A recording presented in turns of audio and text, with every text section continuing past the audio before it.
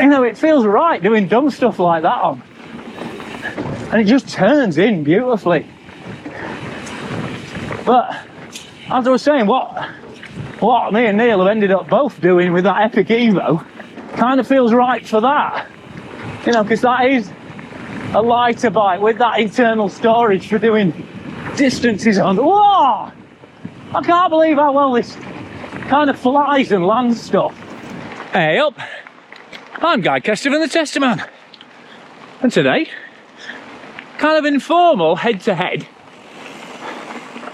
with Neil from Veloexpert and Jamie from True North Adventures, with me on the Chisel Evo and Neil on the Epic Evo.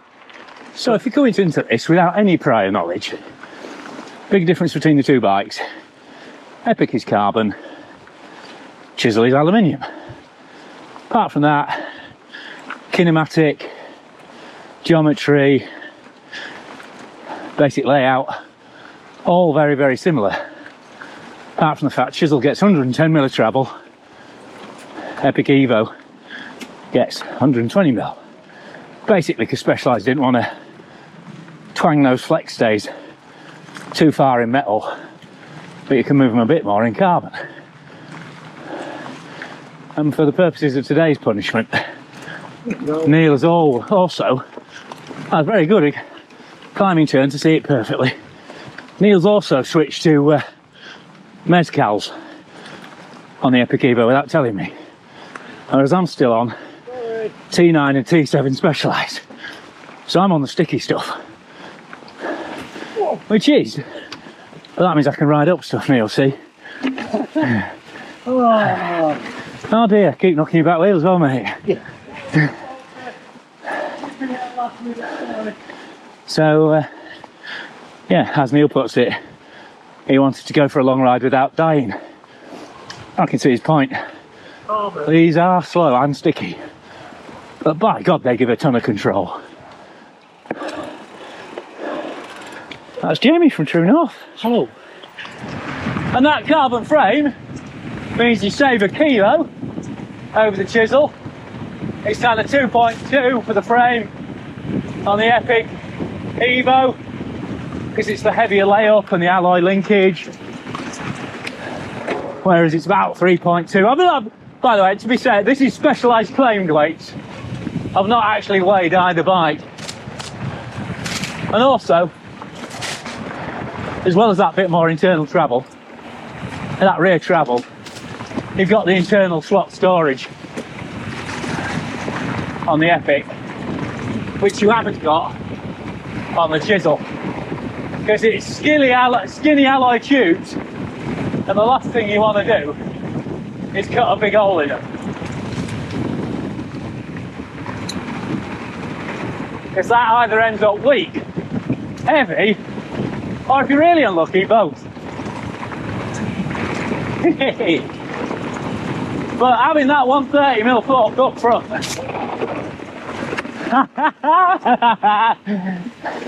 and that T9 tyre really comes in handy when Jamie says, "No, it's just straight and fast, nothing to worry about." Oh, look at that cyclocross run! Fucking Jamie van der Hoff. No, it's like that, is it? Good. Right, wee. And if you've watched the live ride review of this bike already, you'll know it's an absolutely dirty hooligan with way more control than it should have when it comes to hitting stuff hard. And that includes that Scooper Skinny 110mm rear end, because it's tuned to a proper choke, but when it opens it can't half collect the bigger hits. It just means there's no comfort, well, very little. There's a little bit of squish, but to be honest, I reckon that's mostly these big smushy tyres. The actual suspension is the same on the 34 as front, but then that's the same as on the Epic. I think the real surprise with this is how stiff this alloy frame is, or at least stiff enough to properly put this front tyre in hard. And the side knobs on this Purgatory T9, I really do love to grip. So, I mean, basically it's kind of like a super aggro soft tail. It's almost hardtail in the way it crosses terrain, but then the front loves just getting stuck into stuff proper hard. So we'll do a switcheroo on that Epic shortly, so I reckon it's going to be really interesting to see what that feels like. I haven't ridden that for months, so I'm really intrigued to see what that bike feels like. Because this, I bloody love it, you know. I'm following Jamie, he's doing all the little pops and hops, but it's the kind of bike that'll make you do that anyway. It's a proper little player. Perfect for a quick blast on trails you don't know, where that quick 66-degree head angle means when Jamie throws you a proper right hook, you can still get under it and get into it. And it's not some big slack barge that's just going to leave you a metre beyond every apex. Well, then there's still enough stability. Well, in both these bikes, the Epic is actually slightly slacker. I think slightly longer as well. But they've both got a chip under the shock, that means you can pull them up half a degree. Oh, now Jamie, it's that I was not expecting. Last gate, he did a handy little wavy super light carbon bike in the air move just to show off. Right, so I've switched on to Epic Evo now. And I have to say, the difference isn't as big as I was expecting, really. A little bit tighter, a little bit lighter. But these Tories don't seem to run crazy much faster than the Specialized. Although I think, Neil, you're disagreeing with me on this, aren't you? I disagree.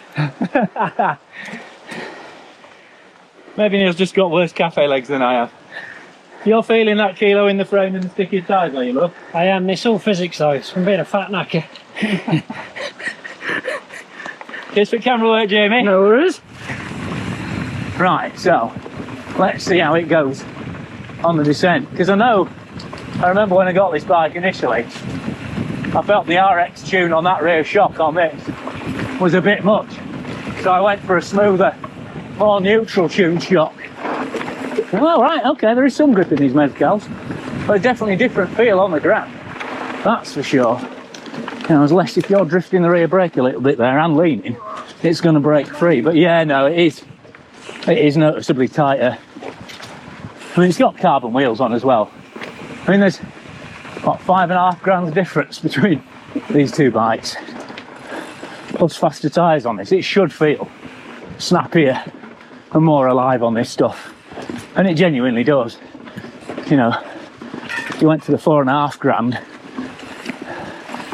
Epic Evo comp, it's the same spec as that Chisel Evo comp. It's only a kilo difference.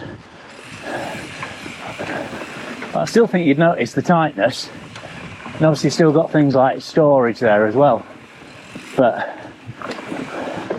the actual, you know, the fork on this don't feel any different, as you'd expect, to the Performance Elite.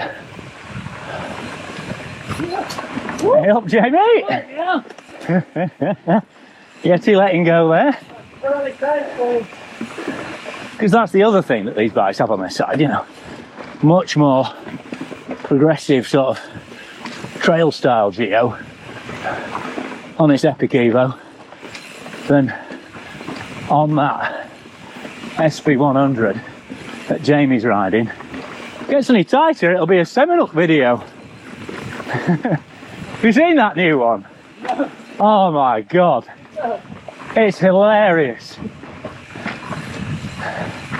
Anyway, sorry, losing track. But do watch the new SRAM Brandon semi-look videos. They're amazing. I mean, like proper next level riding, but back to the Specialized.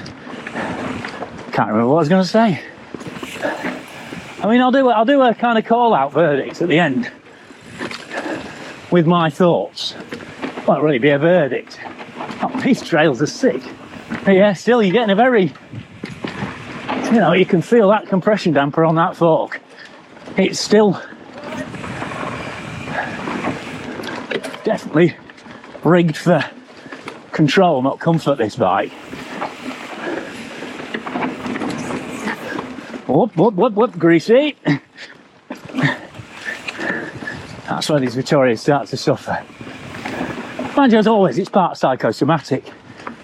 I'm expecting them to peel off a little bit, and so they do, because you don't lean them as confidently. Whereas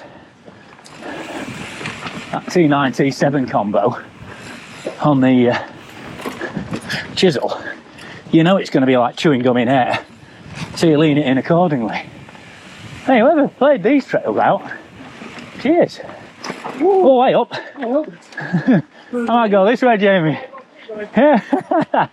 Old school. Sketchy. Oh, and this has got more powerful brakes on than the Chisel Evo. This has got old codes on. Although, to be fair, I was pretty impressed with those G2s on the Chisel, because you got a 200mm rotor on. They actually rotor really well. But yeah, I mean, this is row valve control wheels, carbon. You know, this frame, like I say, 2.2 kilos. That's proper light. It's not as light as the S-Works, and not as light as the old Epic Evo. That was one of the lightest suspension frames anyone ever made. Just under 1700 grams, that bad boy. And actually, in many ways, the kind of kinematic and geometry of that Chisel, kind of halfway between this and that.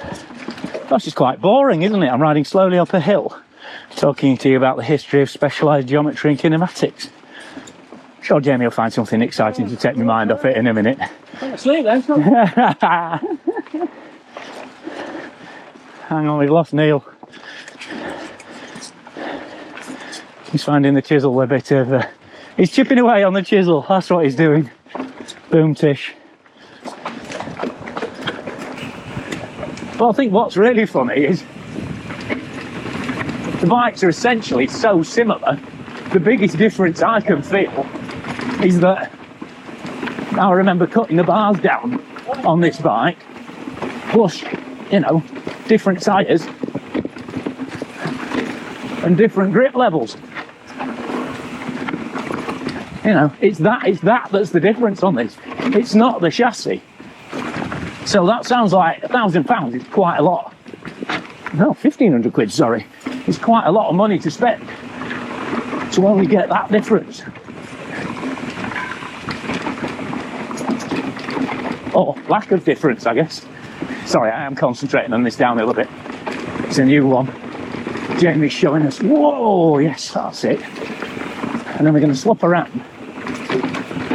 Come and do these on the different bikes, because I think that's going to be a really interesting one. I mean, obviously, you know, this is kind of hamstrung by its rubber.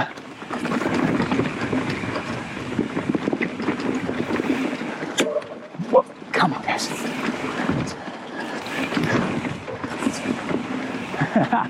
Proper old flat corners. These are.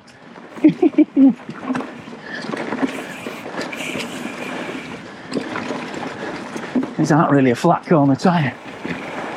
But I tell you what, it's great for this sort of bike. You know, when you're mixing pedally with a bit of chunk, that's exactly where these sort of aggro short travel bikes come alive. Nice one. Got no side knobs, Dad.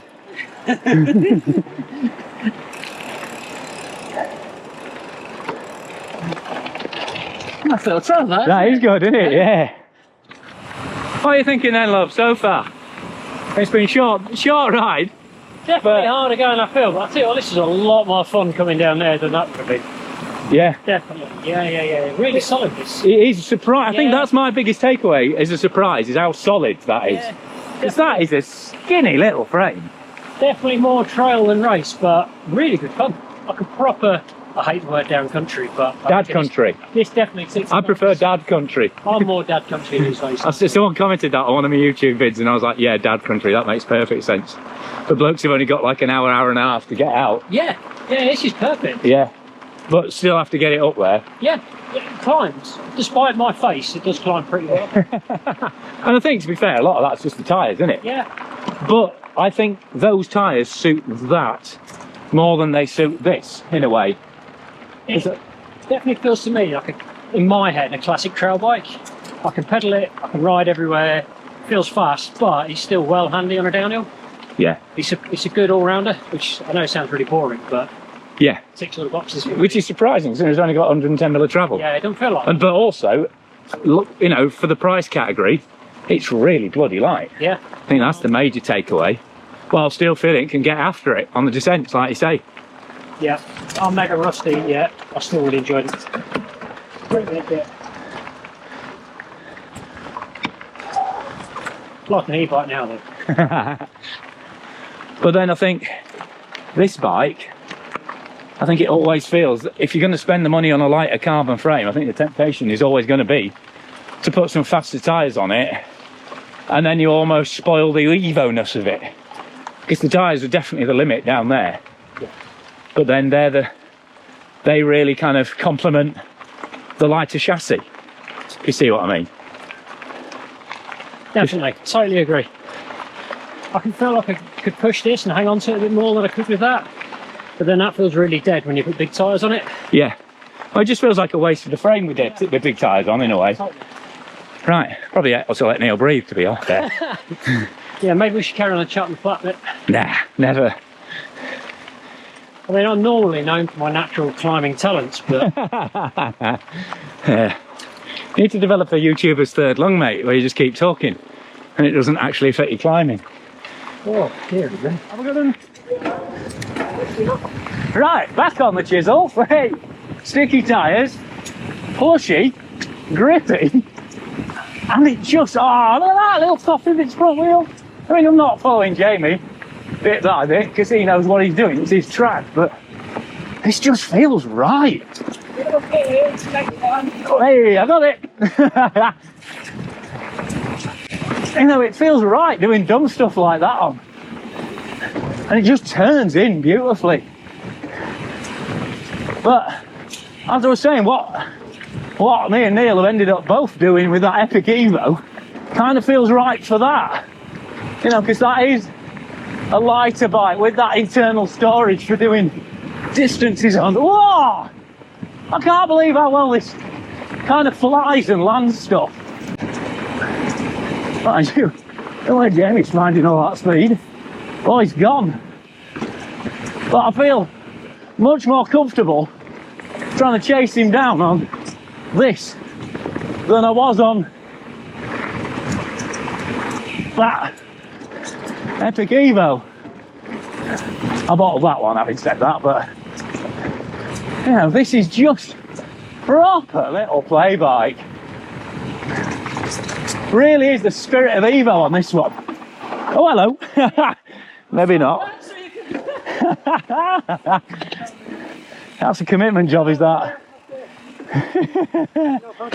No, I got to the edge of it and had a look. I forgot my abseiling gear.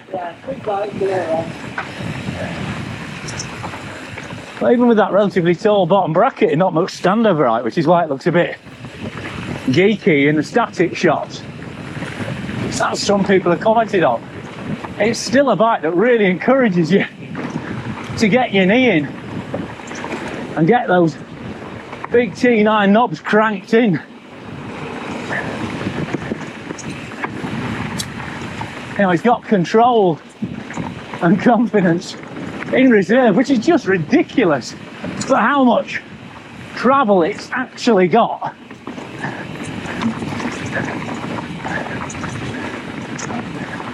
It just feels, it's a laugh. That's the bottom line. This is just a really good, fun bike. Yeah, all there. All aboard. But they'll still blow up a climb and only cost 3k.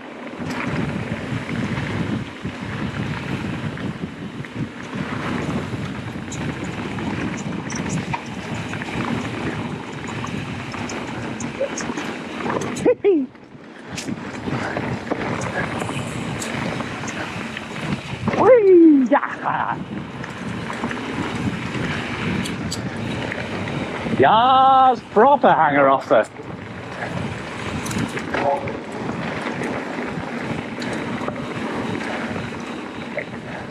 Don't get much better than playing in the woods, does it? And bikes that feel alive and worth having when you're doing that, I reckon, might just be the best bikes of all. You know, it's a bike you want to hit stuff on, not just avoid it, even first timing stuff. Where'd he go? All right, there we are. Sound. But then because it's responsive enough through the pedals, boom, get a sprint on, get a hustle on, get a hustle on. Yeah, it is. Boom. Oh, sick, mate. Lovely little one. Boom. Deep car delivers. Right, so typically haphazard Gaikes TV creation, but hopefully enough sort of comparative chat to make it clear that while these bikes seem to be very similar on paper, they're actually surprisingly different in vibe. And while I'll be honest, it kind of, I was like, oh no, we can't test it with those tyres on, because that really throws things off. But actually, I think that's how a lot of Epic Evos are going to end up, because that T9 tyre is a right lump. No.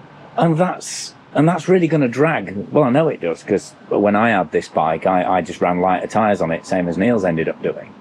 Because that way you get the advantage of that carbon frame set and the lightness of, you know, the carbon wheels and everything like that is amplified by the fact you've got faster tyres on it as well. Whereas I think if you're going to suck up the weight of an alloy bike anyway, then that extra control that you get from the grid T7 and T9, it kind of fits with the sort of rider who that bike's going to really appeal to. So yeah, both brilliant bikes in their own right, but for where this really shines, which is proper hooliganism, because again, in the same way that this is it's not a comfortable bike, it's a control bike. That is more of a control bike than a comfort bike, and I think that the standard Epic is a more balanced package. I mean, the Epic is an incredibly capable bike, even the 120mm fork in. And this kind of 130mm fork kind of pushes the back end a bit hard. You know, there are bikes that can make better use of a 130mm fork. I think that's what I'm going to try and say there. Whereas it's very counterintuitive, because this has actually got less travel at 110mm. But because there's that kind of underdog vibe of it being alloy, and because it's way stiffer than I was expecting, I mean, the front end at least, it can properly stick the sticky boot in as it goes. And it really can make use of that fork, make use of that brake, without the back end feeling kind of as wild. I mean, to be honest, maybe it's because the back end is more flexible. Something I hadn't thought of before. Maybe it's because there is more movement in the back end on this, that gives it the traction and the compliance that kind of takes up the slack that stiffer carbon back end can't on the carbon bike. I'm just going around in circles here, aren't I? So let's cut to the chase about what really matters here. And it might come as a bit of a shocking conclusion, because, you know, all the gold, all the wireless, carbon frame, carbon wheels, all that jazz. Of the two bikes, if I want to go and do that loop again, of the two bikes, I think the one I'd enjoy most, I'd go for the Chisel. I'd go for the £3,000 alloy bike over the £8,500 carbon bike, because for that sort of ride, This does everything I want. And I think that kind of alloy underdog spirit really, really chimes hard with the whole Evo concept. So there you go. You might not agree, and obviously get busy in the comments chatting to me about that if you think I'm going properly off my rocker. And we'll have a good argument about it in there. But, you know, if you haven't subscribed, subscribe, click for notifications, give it a thumbs up like. Tell your mates that Kez is completely losing his marbles and saying you should buy the £3 bike, not the £8.5 bike, just because of some weird kind of underdog complex he's got going on. Or just because this does everything you want that sort of bike to do, and you kind of don't need all that to make it more fun. Because it isn't more fun in many ways. But for now, I've been Guy Kestevan on Guy Case TV, going head to head and coming up with some startling conclusions on Specialized Epic 8 Evo Pro and Specialized Chisel Evo Comp. Both great bikes. But do you agree with me? Would you go Chisel or Epic Evo?